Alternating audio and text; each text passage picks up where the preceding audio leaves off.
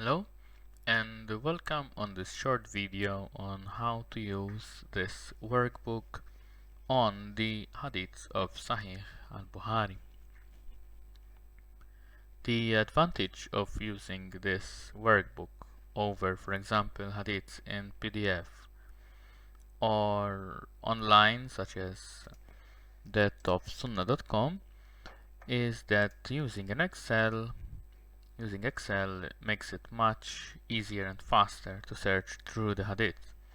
For example, let's say I want to search hadiths that mention Aisha. I just type Aisha in this cell, in the blue cell, filter Aisha out, and all the hadiths that are related to Aisha are displayed. Whereas if I had to search on sunnah.com, for example, I had to do it for 97 times, which you may appreciate is much more laborious and time consuming. Another advantage of this workbook is that hadiths are tagged according to theme. For example, I can search hadiths by food, for example, let's say, by the theme food, and all the hadiths that are related to food.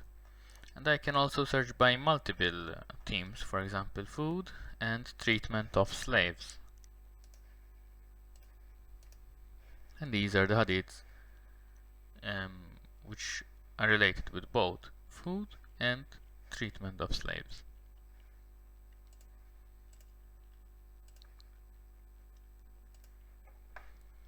The reference system used is the USC MCA Web English reference, and I had to use this system simply because when I started to compile the hadiths, the app that I was reading the hadiths from used this reference system. It must be said that this is a work in progress, but I still believe that it can still be used in its present form.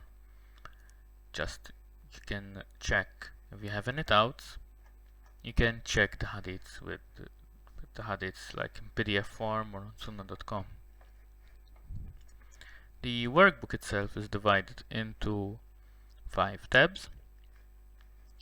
In the last tab is the version, so you can say like until the progress of the workbook.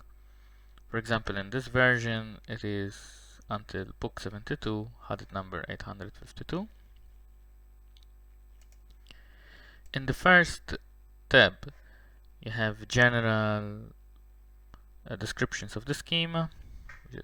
Red, describe bad practices in Islam from our point of view, of course. Green, good. And violet are important concepts of faith. Question marks denote caution. So maybe it's better to check with the hadith, or maybe there are problems with the hadith, or missing hadiths. And the exclamation mark means that I have inferred something in the hadith. So for example,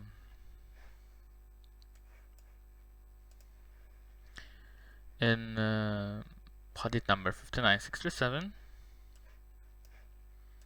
I mentioned that Buraida is disgusted, and disgusted I have inferred it.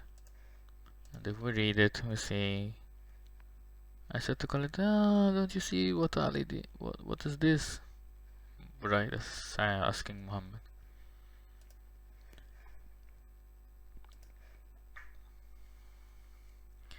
The main tab is called Sahih al Bukhari, in which the hadiths are described. So this is a description of the hadith. What does the hadith contain? Next to it is a column having similar hadiths. So let's say you've got book number 46, book number 2, hadith number 29. A similar hadith to this is hadith number 46, so book number 46, hadith number 721. in this Excel also considers groups hadiths by events.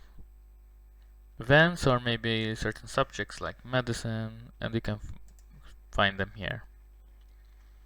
So for example, we can see conversion Badr. Let's say make Badr. And all the hadiths that are related with Badr, the Battle of Badr.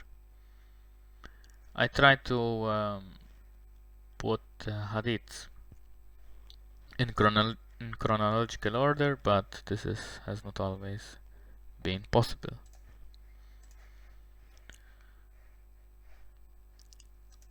Hadiths also mention surahs, and these can be found in this column G. So for example, let's say hadiths related with Surah 1 verse 7, and we find hadith numbers, book 16 number 2.